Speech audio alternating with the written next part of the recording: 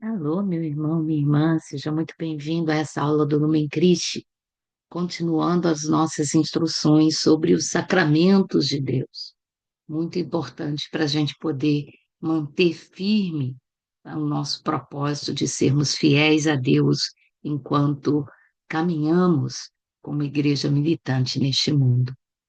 Nós hoje vamos falar sobre o sacramento da unção dos enfermos e vamos também já tratar dos sacramentos de matrimônio e ordem para a gente poder fechar o nosso ciclo. Gostaria de estar pessoalmente com vocês no dia de hoje, mas estou em viagem a trabalho e por isso essa nossa aula está sendo deixada gravada. Em primeiro lugar, vamos pedir ao Senhor nosso Deus que abra os nossos corações para que os nossos ouvidos possam escutar exatamente aquilo que o Senhor está querendo nos dizer e que Ele possa gravar toda a sua verdade nos nossos corações. Que Ele olhe para nós, para aquilo que nos preocupa, para aquilo que nos molesta, as nossas enfermidades no corpo e na alma. Ele olhe para aqueles que são importantes para nós, para os nossos sonhos, para aqueles que pediram as nossas orações, para que a nossa alma leve de que Deus está cuidando da gente, possa estar completamente atenta àquilo que Ele queira nos falar na noite de hoje. Enfim, meu irmão, minha irmã, que estejamos aqui unidos e reunidos em nome do Pai e do Filho e do Espírito Santo. Amém. Vamos ver em primeiro lugar o sacramento da unção dos enfermos.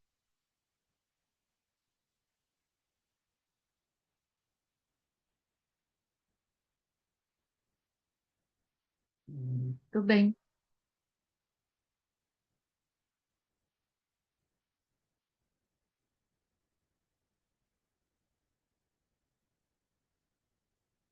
vamos lá.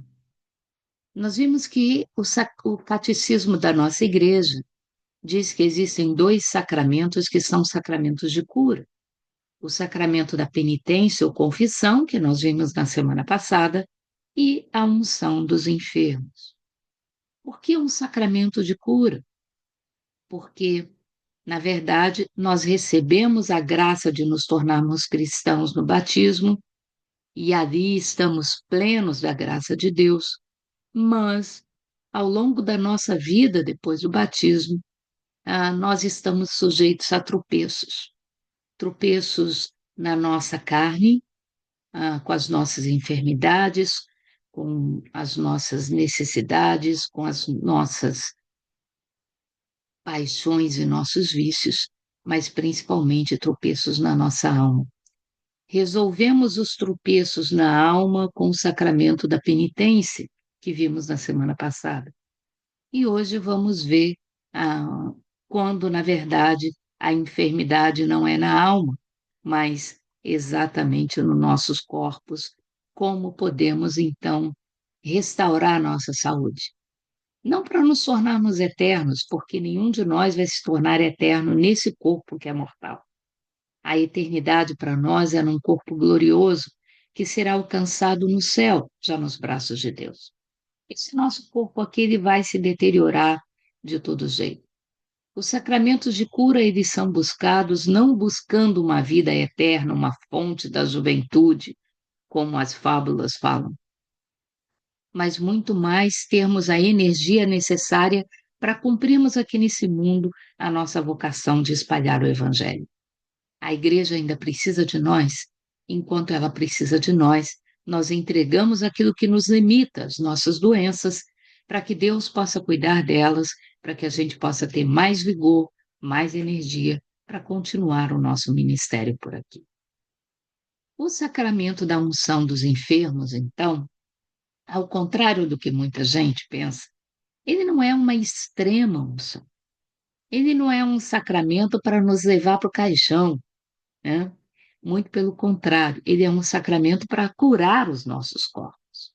O nosso catecismo, no número 1499, ainda diz que pela unção dos enfermos e pela oração dos presbíteros, dos padres, toda a igreja encomenda os doentes ao Senhor, sofredor e glorificado, para que Jesus nos alivie e nos salve, né?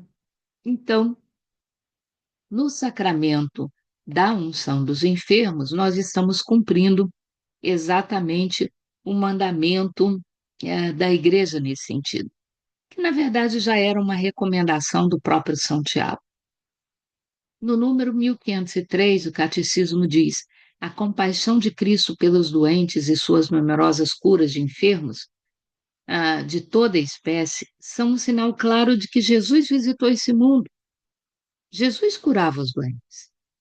E exatamente o fato dele trazer a cura é que fazia com que multidões o seguissem. A maioria daquela multidão não estava procurando ali procurar saber quem é Deus e como seguir a Deus, mas estava querendo resolver o seu problema pessoal, a sua enfermidade, a sua dor, a sua necessidade. E por isso Jesus os mandava embora. Jesus usava exatamente esse momento de encontro, nem que seja por interesse, como uma forma de pescar almas para Deus. Por quê? Porque quando ele curava os corpos, ele curava também a alma.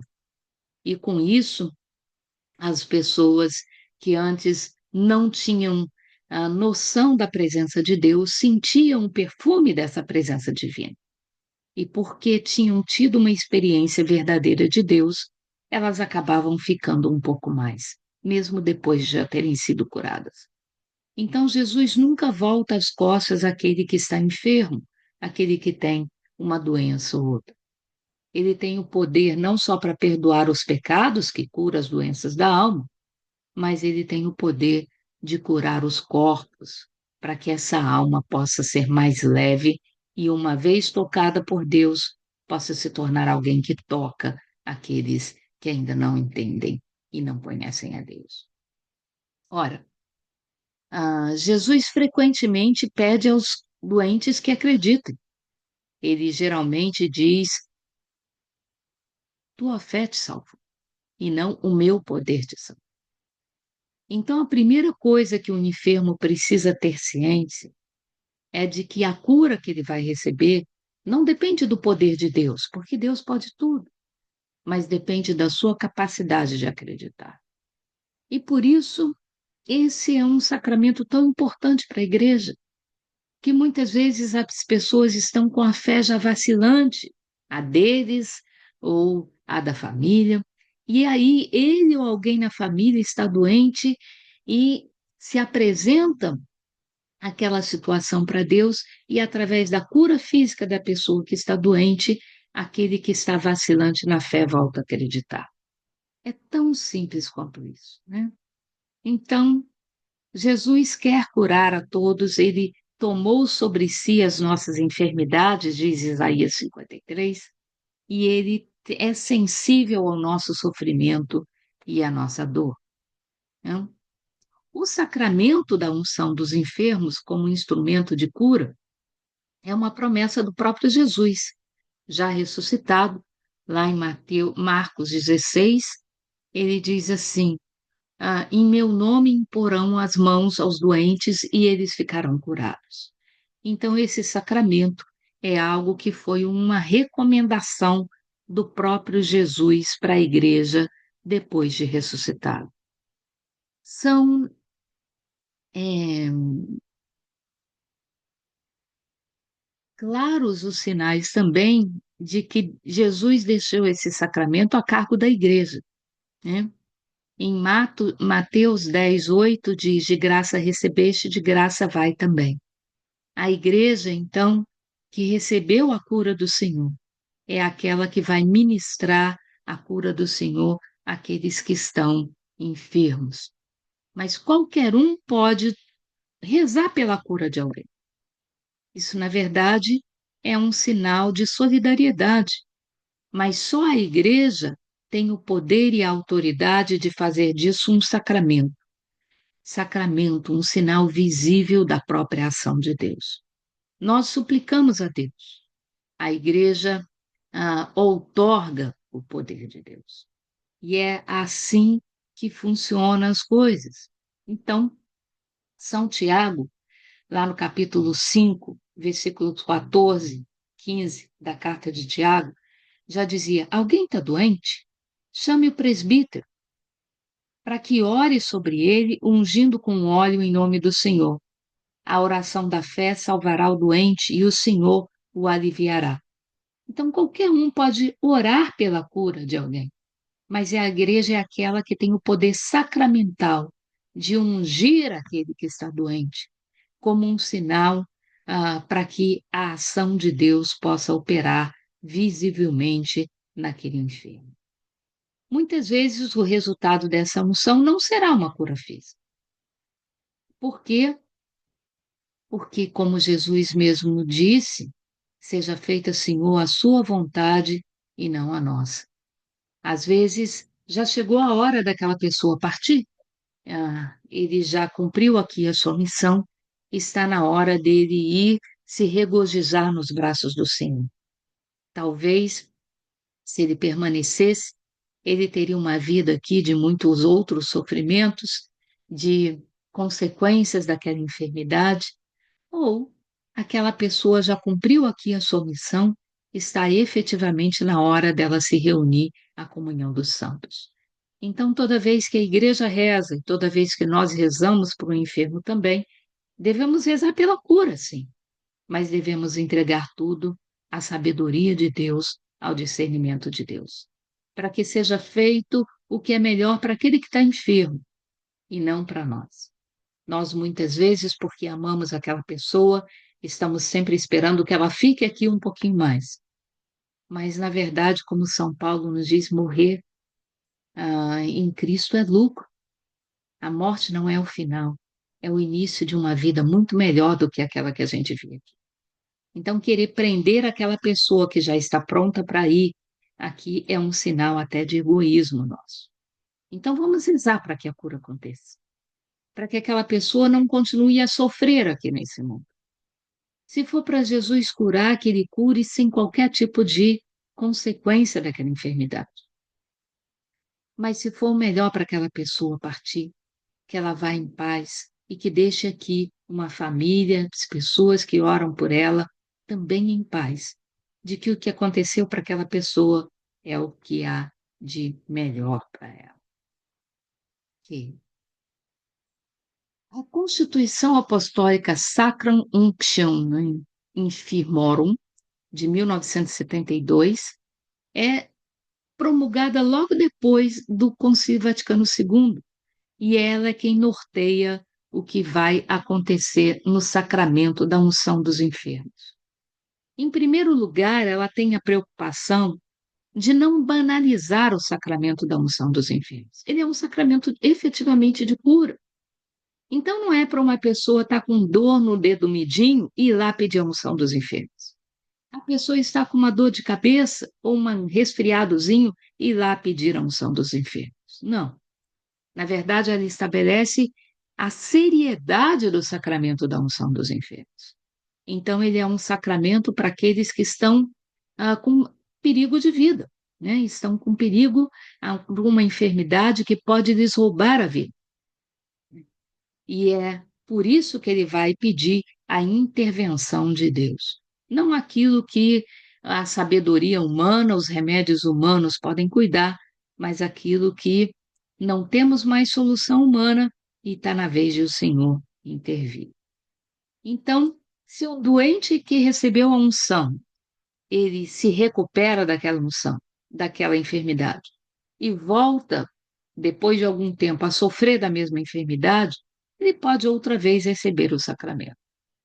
A igreja também recomenda esse sacramento para aqueles que estão para ser submetidos a uma cirurgia séria, onde existe o risco daquela pessoa não sobreviver à cirurgia. Então, ele pode requerer e a igreja vai conceder a ele o sacramento da unção dos enfermos, né? Tudo isso, gente, para evitar a rotina, a banalização de algo que é sagrado e que deve ser reverenciado. As pessoas idosas também têm acesso fácil ao sacramento da unção dos enfermos, porque, em função da fragilidade decorrente da idade,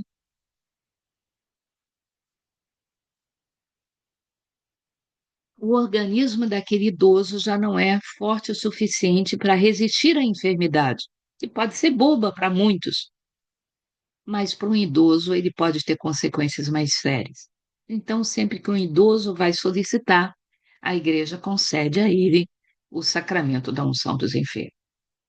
Ora, também existem algumas situações em que a igreja concede ah, amplamente o sacramento da unção dos enfermos.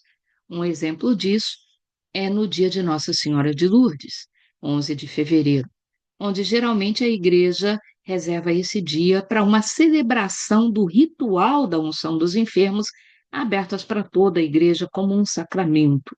E aí a gente vai ver o rito daqui a pouquinho sobre como isso acontece.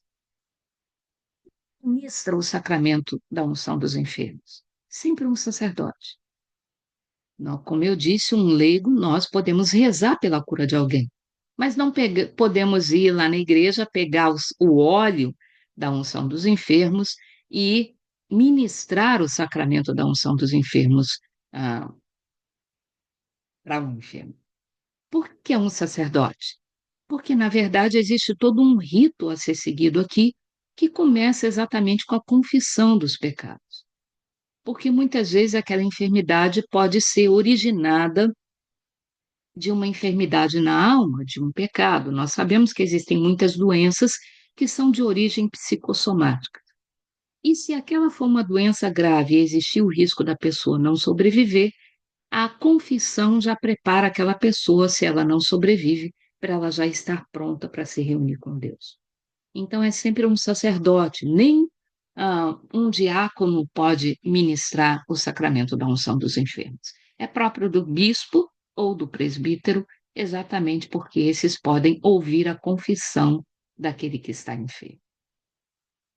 Quem recebe um enfermo com perigo de vida, né, que está com risco de morte, para ficar mais claro, enfermos que já receberam o sacramento, recuperaram a saúde, mas tiveram uma reincidência da enfermidade, pacientes antes de uma cirurgia importante ou pessoas de idade, ou, nesses dias especiais que a igreja reserva, toda a comunidade que tem algum tipo de enfermidade, mas em ocasião muito própria.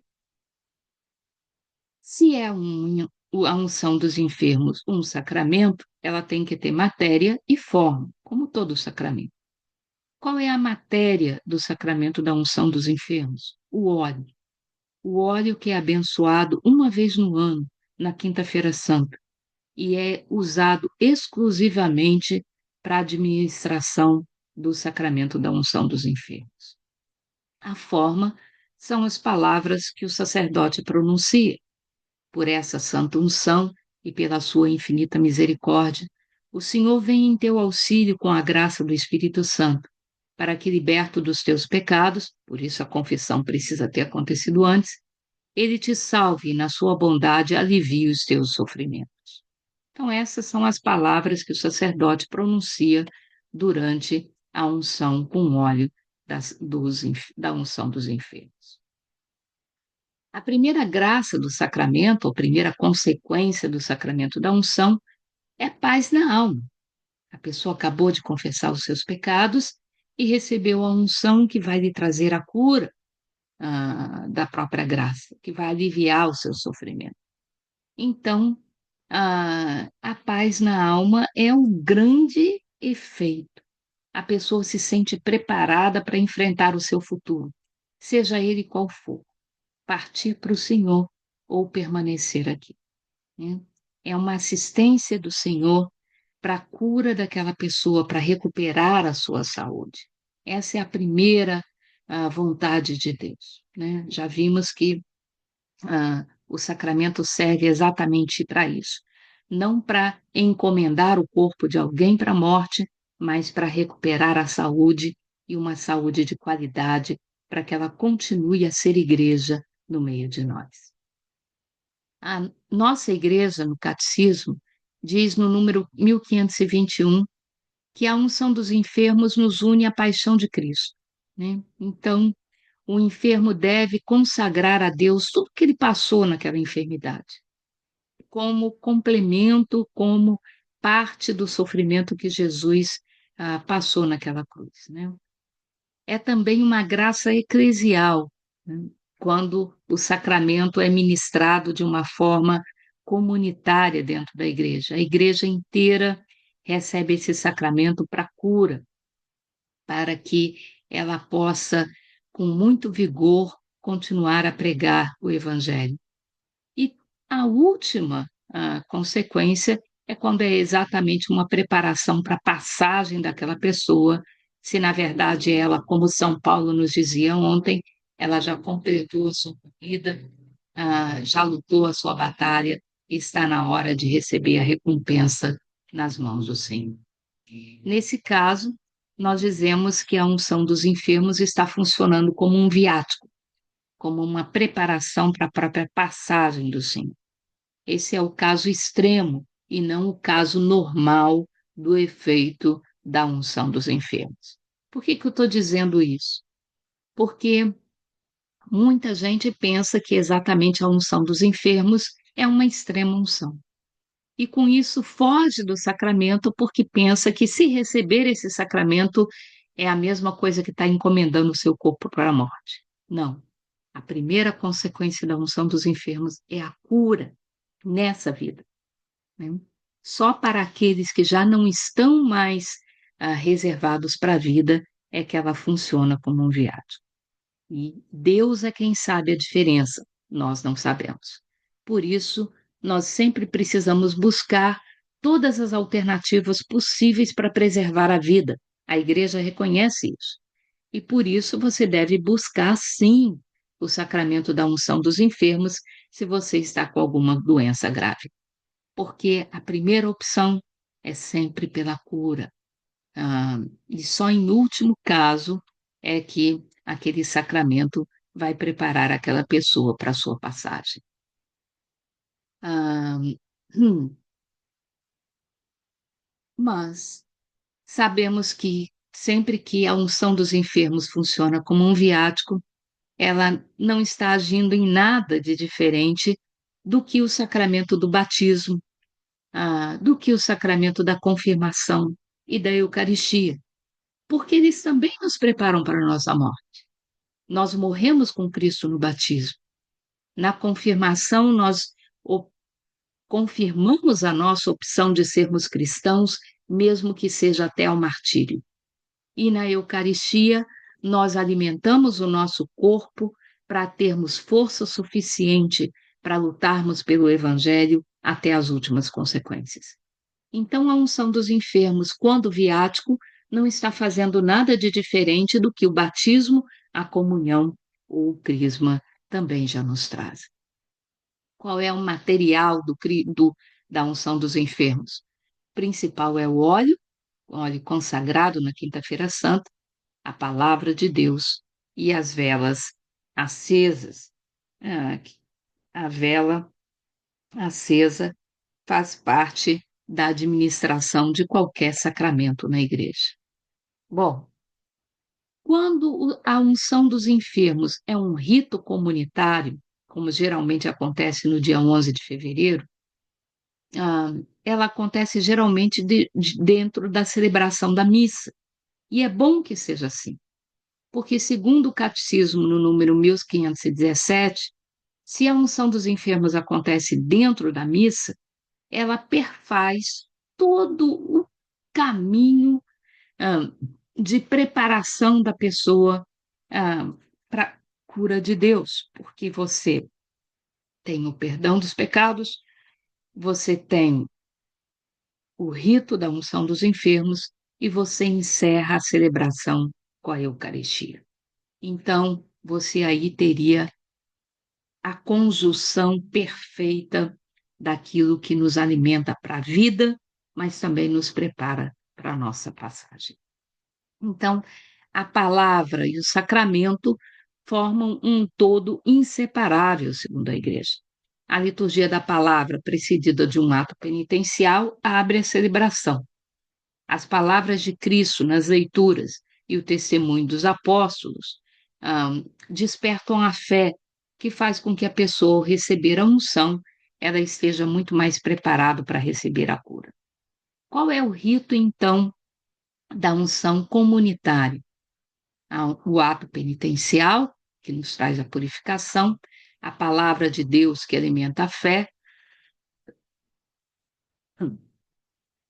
a graça de Deus pela imposição de mãos do doente, a intercessão da igreja pela oração, a autoridade da igreja pela epíclise da oração eucarística que o padre vai fazer, a unção com um óleo propriamente dito e depois a comunhão, fechando a administração do sacramento. Papa Francisco nos dizia que na unção dos enfermos, Jesus nos mostra que nós pertencemos a Ele e que Ele cuida de quem é dele. Então, na unção dos enfermos, Ele vem cuidar daqueles que lhe pertencem, os enfermos, os doentes, para que eles encontrem a paz que precisam ter.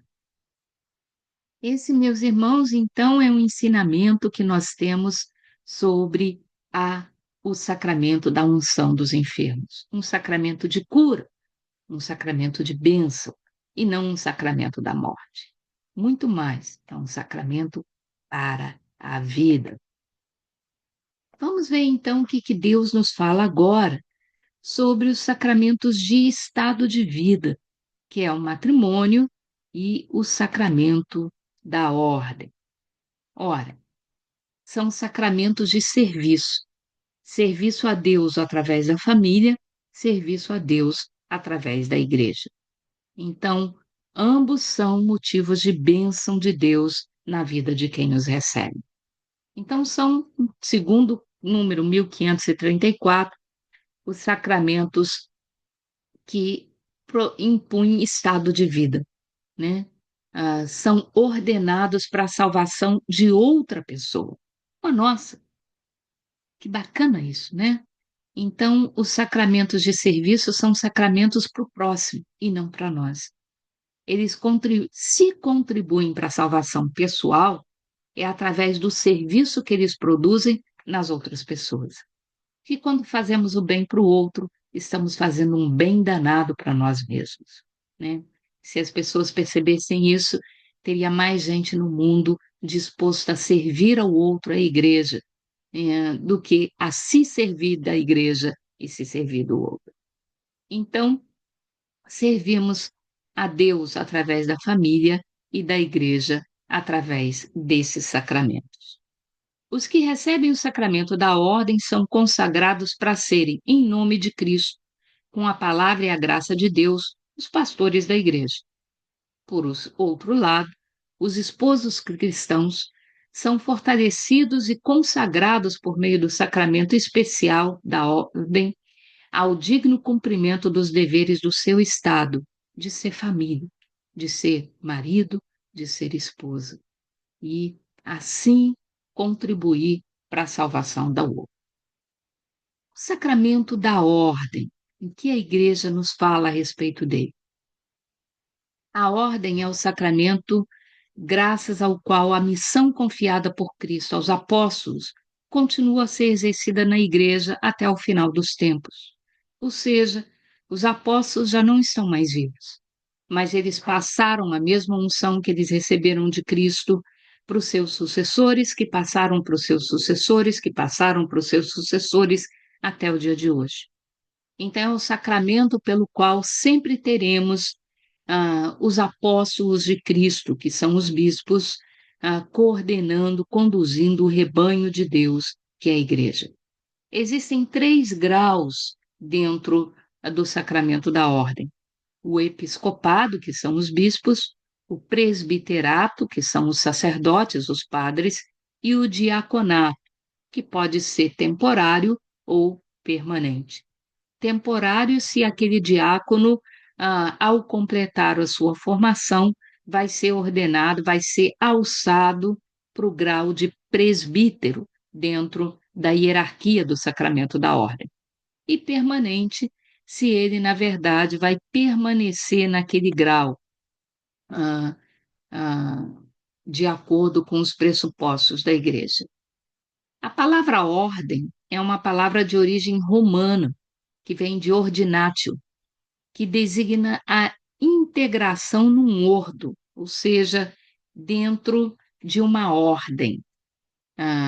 E então, pelo sacramento da ordem, os sacerdotes entram na ordem dos bispos para o episcopado, dos presbíteros para os sacerdotes, ou diaconato para os diáconos.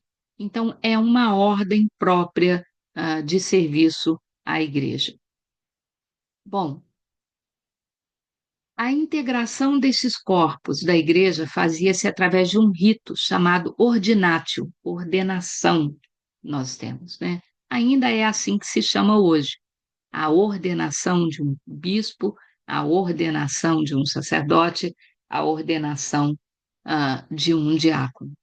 E é por isso que a palavra ordem é usada para distinguir. Nesse momento, aqueles que já foram ordenados, por exemplo, no caso, os bispos, que são os únicos que têm poder de transmitir ordem dentro da igreja.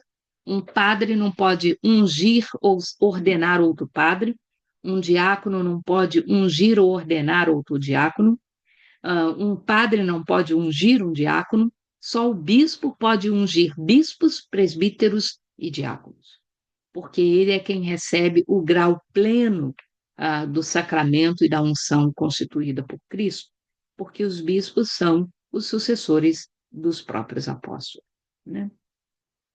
E é pela designação do Espírito Santo que eles têm essa autoridade, não por eles enquanto seres humanos, mas por terem o Espírito Santo que Jesus soprou sobre os discípulos ao ressuscitar, agindo através deles. Então, todas as prefigurações do sacerdote na antiga aliança se encontram centralizados em Jesus Cristo. Toda a autoridade que os bispos, os presbíteros, os diáconos têm, vem em primeiro lugar da autoridade delegada pelo próprio Jesus Cristo. Porque Jesus é sacerdote à maneira de Melquisedeque, então é o único e sumo sacerdote. É aquele que pode, então, ungir outros discípulos. Ele ungiu os discípulos, que foram os apóstolos, que têm o grau equivalente aos bispos, e por isso esses, uma vez ungidos, vão ungir também os seus irmãos, tornando eles padres e diáconos. O sacrifício redentor de Cristo é único e realizado uma vez por todas. Lembra que eu disse para vocês que, na verdade, foi realizado o sacramento da consagração do pão e do vinho uma única vez por Jesus Cristo? Está aqui o pressuposto teológico para isso. Ele foi realizado uma vez por todas. E, no entanto, ele é tornado presente, ou seja, aquilo que aconteceu lá se torna presente. Porque nós vamos para lá, ou porque Jesus vem para o momento presente, a igreja acha que são fatores equivalentes, né? Mas Jesus é o sacerdote único que é tornado presente por meio do sacerdócio ministerial, sem diminuição da unicidade do sacerdócio de Cristo, com o sacerdote ministerial que está consagrando as partículas no altar. Ora, Cristo, sumo sacerdote, é o único mediador e fez da igreja um reino de sacerdotes para seu Pai, que é Deus. Toda a comunidade dos crentes, como tal, é uma comunidade sacerdotal. Pelo batismo, nós nos tornamos também sacerdotes. Não sacerdotes ministeriais, mas sacerdotes. Por quê? Porque sacerdote é todo aquele que exerce a função de ligar o céu e a terra. E todos nós, pelo nosso testemunho de vida, podemos fazer aqueles que nos cercam estarem mais próximos ou mais longe de Deus. Então, temos um sacerdócio régio, que nos é conferido pelo batismo. Mas os presbíteros e os diáconos e os bispos tem um sacerdócio ministerial, que só pode ser conferido pela unção do bispo ao ordenar ah, outros bispos, presbíteros ou os diáconos, pelo sacramento da ordem.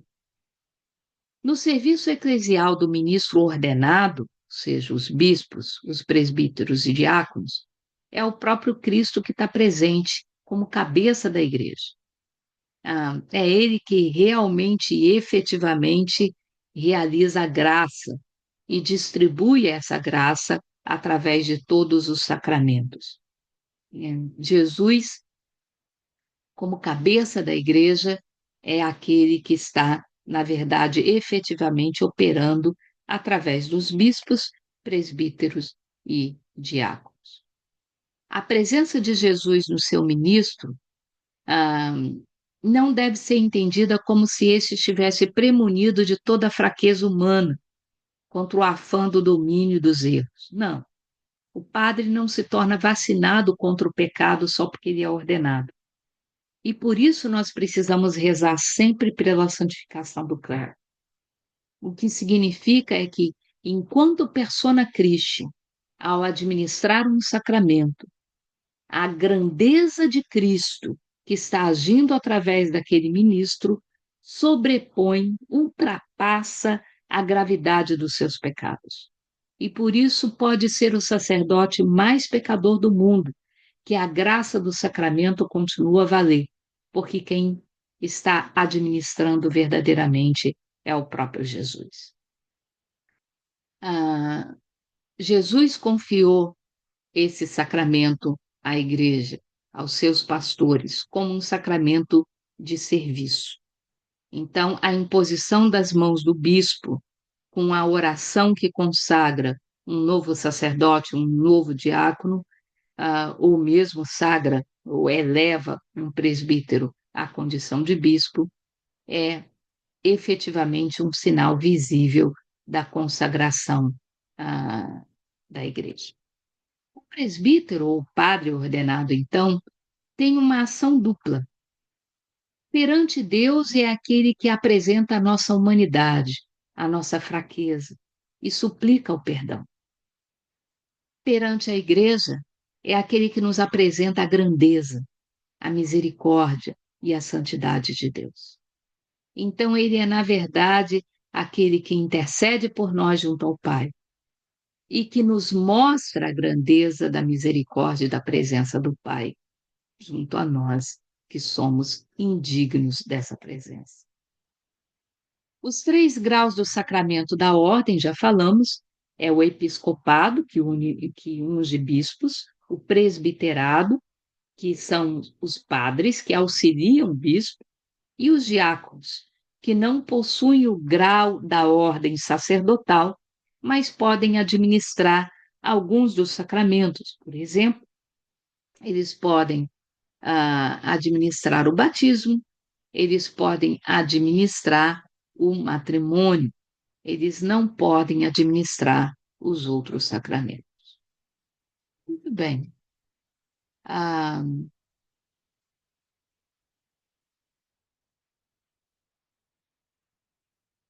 autoridade da Igreja ao estabelecer os sacramentos da ordenação. Jesus, depois de ter orado ao Pai, chamando assim que ele quis, elegeu 12 para estarem com ele e os enviar para pregar o reino de Deus. Isso nós encontramos em Marcos 3, em Mateus 10. A estes apóstolos, diz Lucas no capítulo 6, Jesus constituiu como um colégio ou grupo estável e lhes deu como chefe a Pedro, escolhido entre eles. É o que nos fala João no capítulo 21. Então, na verdade, essa autoridade dos bispos, presbíteros e diáconos foi constituída pelo próprio Jesus Cristo. Santo Irineu dá como testemunho de que a tradição apostólica é manifestada a todo mundo e é guardada pelos apóstolos, que foram constituídos bispos e seus sucessores. Como eu já disse antes, os bispos são considerados sucessores dos próprios 12 apóstolos de Cristo. Portanto, os bispos recebem o grau máximo do sacramento da ordem, o poder, inclusive, de sagrar novos bispos. São eles que têm a responsabilidade de administrar todos os sacramentos da Igreja de Deus. Muito bem. Ora, dissemos que na Igreja só existem 3 graus: bispos, presbíteros e diáconos. E aí a gente pensa, mas tem um grau mais elevado ainda, que é o do Papa. Não, na verdade, não existe o cargo hierárquico elevado acima dos bispos chamado Papa. O Papa será sempre o bispo de Roma. Ele não se considera maior do que os outros bispos. Ele é chamado de sucessor de Pedro. E lembra, Pedro era dos 12. Mas enquanto um dos 12, ele foi considerado o chefe da igreja. Então, Pedro era o bispo de Roma, e por isso o bispo de Roma sempre será o Pedro, sempre será o Papa.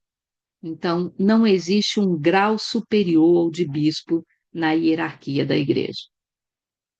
O colégio dos bispos, dos cardeais, é quem unge os novos cardeais, e, na verdade, é quem vai, inclusive, eleger o novo Papa, no caso de haver vacância no cargo de bispo de Roma, que é o Papa.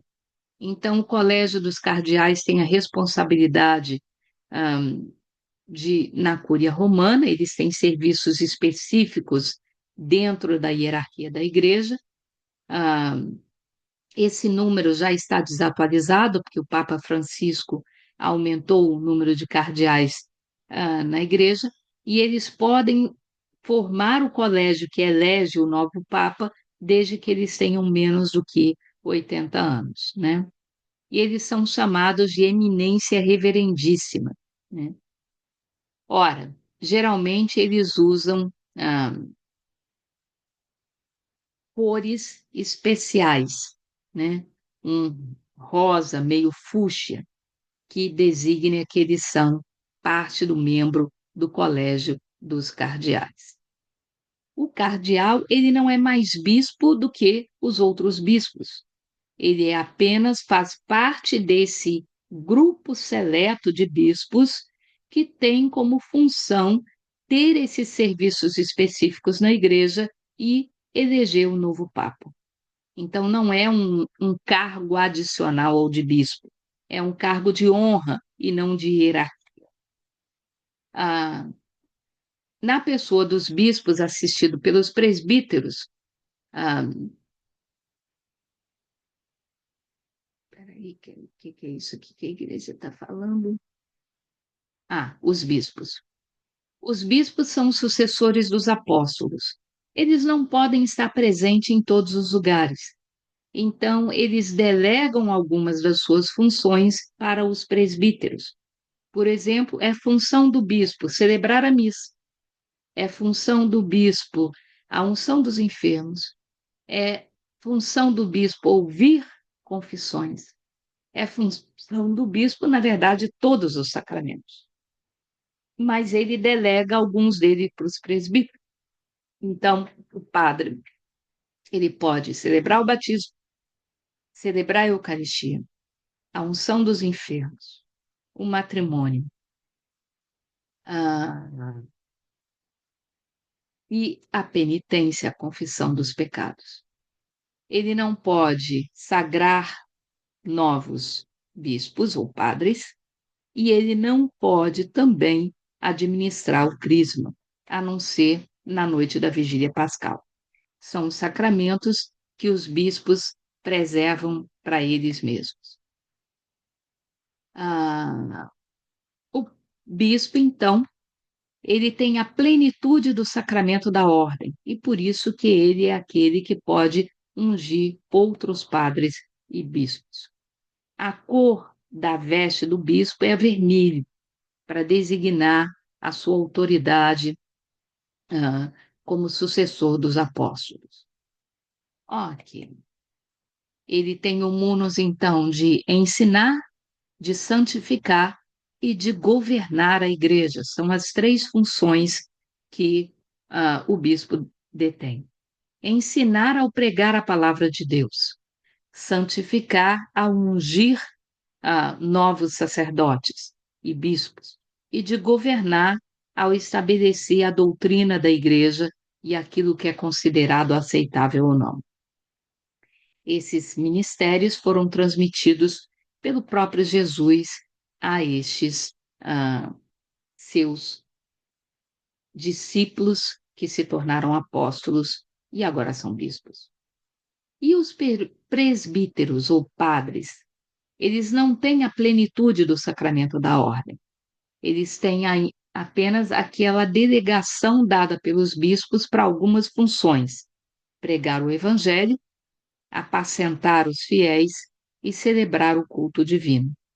Então, por exemplo, um leigo não pode fazer a homilia na missa, porque a função de pregar o evangelho é específica dos bispos, que foi delegada aos presbíteros, mas não aos leigos, dentro da missa. É apacentar os fiéis ao ouvir a confissão, aconselhar, a pastorear o seu rebanho e celebrar o culto divino através dos sacramentos. Já os diáconos, eles não usam a estola que vai atravessando o pescoço de um lado ou outro, porque essa estola é o símbolo da autoridade dos padres, dos presbíteros, mas eles usam uma estola especial que traspassa os seus corpos, para mostrar que eles não têm o grau máximo, o grau pleno do sacramento da ordem, então eles não podem administrar todos os sacramentos. Quando esses diáconos são permanentes, eles podem inclusive ter família. Eles só assumem o compromisso de que, se tornarem viúvos, eles não vão contrair outra família, porque aí o compromisso deles perante a igreja passa a superar o seu compromisso familiar. Falamos sobre isso. Aqui é só uma lista de quem eram os colégios dos cardeais que participavam da eleição de um papa, mas isso já está desatualizado. A matéria do sacramento da ordem, ah, para o bispo é a entrega do anel de bispo que ele recebe, para o presbítero é a entrega do pão e o vinho que eles vão usar para consagrar no corpo e no sangue de Jesus, e para o diácono é a entrega do livro do Evangelho, o Evangeliário. A forma são as palavras que o bispo usa para cada um desses ministérios. Uma coisa importante da gente falar sobre o sacramento da ordem é que ele imprime caráter, tanto quanto o sacramento do batismo. O que é isso? Ele não pode ser apagado. Então, uma vez alguém sendo ungido presbítero, sacerdote, isso não é apagado nunca. Se aquele sacerdote desiste de ser padre, ele então tem o seu pedido de dispensa aceito pela igreja, e isso torna ele desautorizado para exercer o ministério do sacerdócio. Mas não significa que ele tenha deixado de ser sacerdote. Ele não pode mais exercer o sacerdócio porque ele pediu autorização de dispensa e a igreja concedeu. Mas isso não significa que a unção que foi constituída a ele foi apagada. Por quê? Porque quando ela é constituída, ela imprime um selo na alma que não pode jamais ser apagado. E é exatamente isso.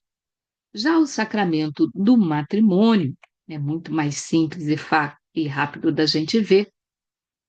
Ele também imprime um estado de vida, de serviço a Deus, mas através da família, onde homem e mulher assumem o compromisso de trabalharem na santificação um do outro, de gerarem filhos e fazerem com que esses filhos estejam conscientes da graça e da missão de Deus também.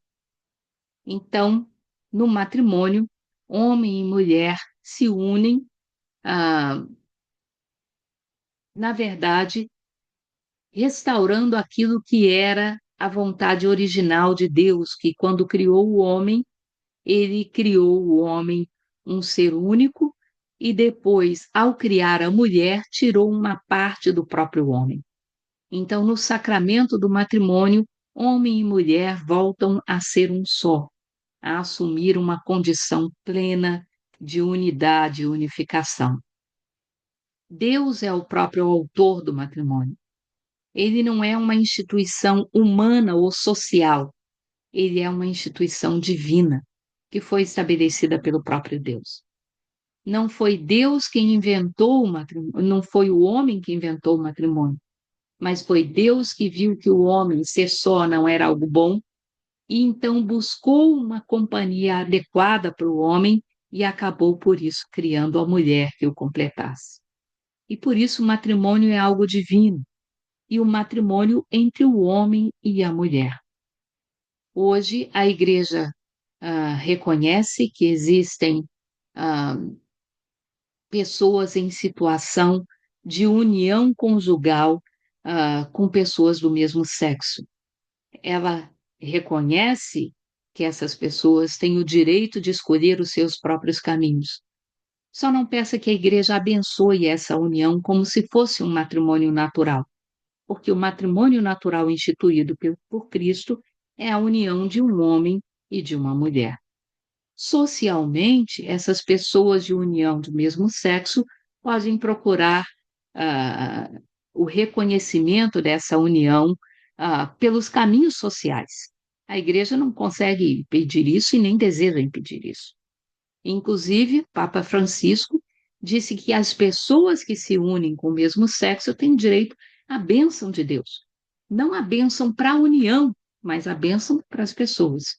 E por isso essa bênção pode acontecer, só não deve acontecer revestida de nenhuma circunstância que provoque a ilusão de que o que está sendo abençoado ali é a união, porque a igreja não pode criar algo que é diferente daquilo que o próprio Deus instituiu. Então, as pessoas continuam a ser bem-vindas na igreja, e são amadas por Deus que morreu por elas numa cruz. Deus, de forma nenhuma, rejeita pessoas, ele só rejeita práticas, ele só rejeita aquilo que é errado e que não faz bem para a alma. Então, vamos ter essa consciência muito clara entre nós.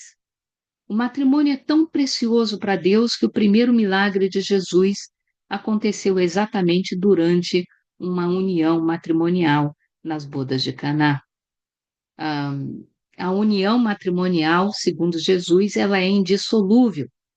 Ah, o que Deus uniu, o homem não deve separar, a não ser no caso de união ilegítima. E por isso a igreja é muito cuidadosa hoje no curso de noivos, na entrevista que o próprio sacerdote faz com os nubentes antes da celebração do sacramento, para deixar ali registrado se há algum ponto para no futuro ser declarada a nulidade daquela união, ah, se vier a ser o caso, né? Então, a união ela é santa do marido e da mulher, com o dever de se santificar mutuamente. E isso é uma grande verdade. Eu posso afirmar para vocês que a maior fonte de santificação na minha vida é o Eduardinho. Toda vez que eu me imagino chegando no céu, eu imagino São Pedro estendendo um tapete vermelho para mim, dizendo: tá na hora, né, minha filha? Pode entrar, que depois de Eduardo lá na terra, você está mais pronta para ocupar o seu lugar aqui. Como também tenho certeza de que a maior fonte de santificação na vida do Eduardo sou eu. São Pedro vai fazer a mesma coisa para ele quando ele chegar no céu. Que depois de me ter aturado aqui na terra, ele vai estar mais do que pronto para entrar no céu. Por que isso? Porque na vida matrimonial nós convivemos intimamente um com o outro. Temos a oportunidade de encontrar de forma mais clara os talentos, mas também as dificuldades do outro, os pecados, os vícios do outro. E isso é feito para que nós possamos ser a força que ajuda essas pessoas a vencer aquilo que as arrasta para o mal. O matrimônio é algo tão sério, né, aos olhos de Deus, que não é o sacerdote o ministro do matrimônio, são os próprios noivos. Porque a igreja não pode entregar a vida do marido para a esposa, ou a vida da esposa para o marido. É a esposa que tem que entregar a si própria para o marido, e o marido que entrega a si próprio para a esposa.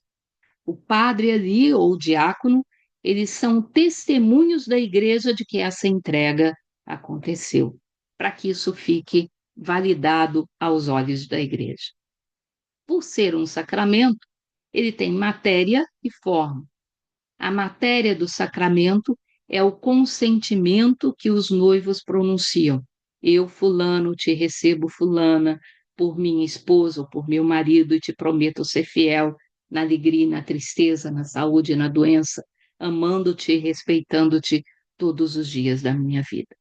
Então, esse consentimento é a matéria, e as palavras que ele pronuncia é que são a forma do sacramento propriamente dito. Não pode haver constrangimento aí, e por isso a entrevista dos padres para os noivos, se eles estão se casando porque hum, há um constrangimento qualquer, por uma gravidez, por um interesse qualquer, por uma doença, a igreja tem que registrar isso. Não foi uma união livre, ela foi fruto de uma coerção, de uma situação atípica. E se faltar o consentimento, se os noivos não pronunciarem as palavras durante o sacramento, não há matrimônio.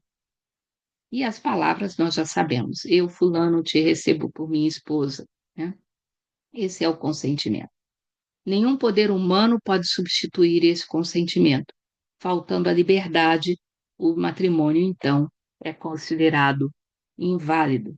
E a igreja vai usar isso num caso de anulação a ser conduzido pelo tribunal eclesiástico no futuro.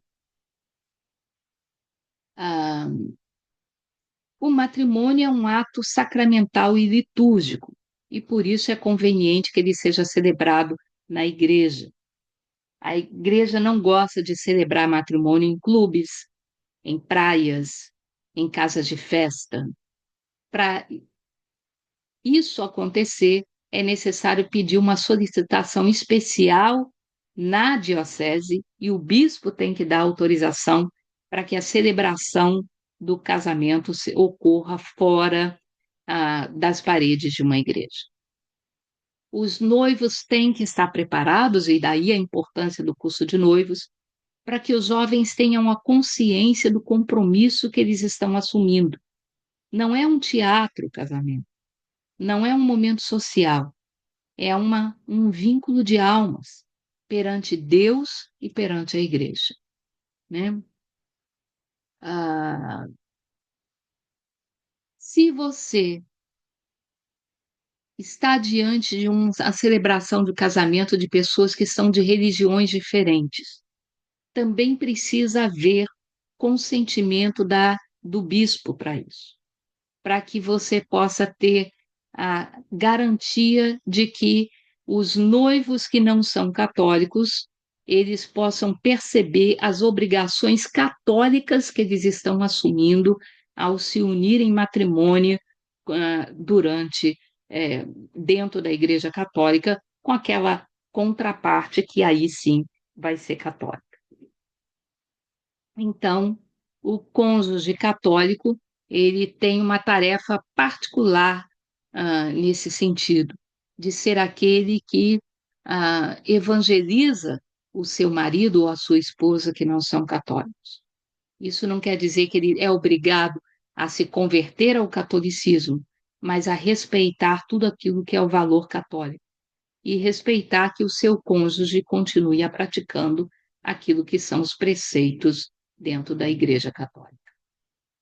Ok, o testemunho ah, dos noivos perante a igreja é algo muito importante para a sociedade e para a igreja.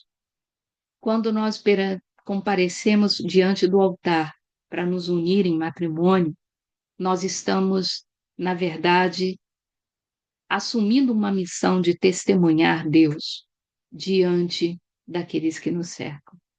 Hoje em dia, casamento é pura e simplesmente um ato social para muita gente.